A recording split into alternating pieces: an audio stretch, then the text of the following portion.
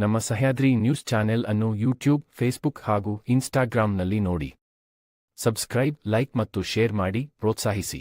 ಕೋಟಾ ಗ್ರಾಮದಲ್ಲಿ ಹಸುವಿನ ಬಾಲವನ್ನ ಕಟ್ ಮಾಡಿ ದುಷ್ಕರ್ಮಿಗಳು ಒಳಗಿದ್ದಾರೆ.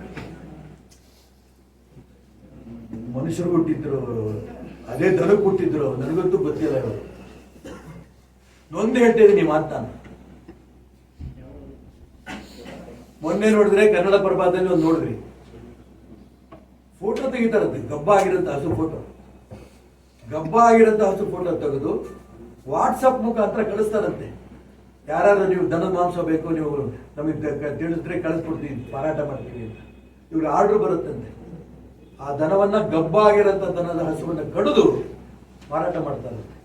ನಾನು ಅದಕ್ಕೋಸ್ಕರ ಹೇಳಿದೆ, ಈ ಕಡಿಯೋರಾಗ್ಲಿ ಇವ್ರು ಯಾರು ಹುಟ್ಟಿದ್ರು ಗೊತ್ತಿಲ್ಲ ನನಗೆ. ಈ ಪದ ಯಾಕೆ ಬಳಸ್ತಾ ಇದ್ದೀನಿ ಅಂದ್ರೆ, ನಮ್ಮ ತಾಯಿ ಗೋಮಾತೆ ನಮ್ಮ ತಾಯಿ. ಸರ್ಕಾರ ನಾವು ಕಾನೂನು ಕ್ರಮ ತಗೋತೀವಿ, ಅವ್ರು ಹಿಡಿತೀವಿ, ಪಡಿತೀವಿ, ಇದೆಲ್ಲ ಸರಿನೇ.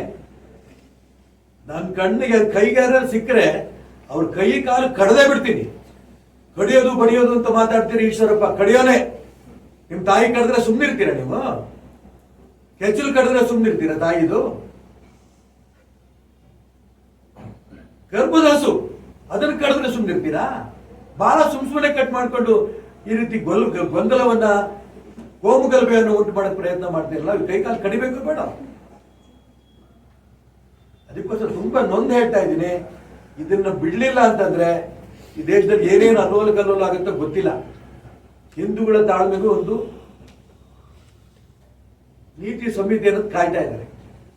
ಇದು ಬರೀ ಶಾಂತಿ ಏನ್ ಹೇಳಿದ್ರು ನಾವು ಕಡಿಯೋರೆ ಅನ್ನೋ ತರದಲ್ಲಿ ಹಸು ಬಗ್ಗೆ ಆಟ ಆಡ್ತಿದ್ದೀರಿ. ಇದು ಇವತ್ತಿಲ್ಲ ನಾಳೆ ರಾಜ್ಯದಲ್ಲಿ ದೊಡ್ಡ ಬೆಂಕಿ ಹತ್ತಿಕೊಂಡು ಉರಿಯುತ್ತೆ. ಈ ಎಚ್ಚರಿಕೆಯನ್ನ ನಾನು ಎಲ್ಲಾ ಮುಸಲ್ಮಾನರಿಗೆ ಕೊಡ್ತಿಲ್ಲ. ಯಾರು ಹಸುವನ್ನ ಕಡಿತೀನಿ ಅಂತ ಈಗ ಕೆಚ್ಚಲು ಕೊಯ್ದಿದ್ದಾರೋ, ಇನ್ನೂ ಅದೇ ಯೋಚನೆಯಲ್ಲಿದ್ದಾರೋ, ಯಾರು ಫೋಟೋ ತೆಗೆದು ಗಬ್ಬದ ಹಸುಗಳನ್ನ ಒಂದು ಗುಂಪು ಸಿಕ್ಕಿದೆ ಹೊನ್ನಾವರದಲ್ಲಿ. ಎಷ್ಟು ಗುಂಪುಗಳಿಗೆ ರಾಜ್ಯದಲ್ಲಿ ಇಂಥವು.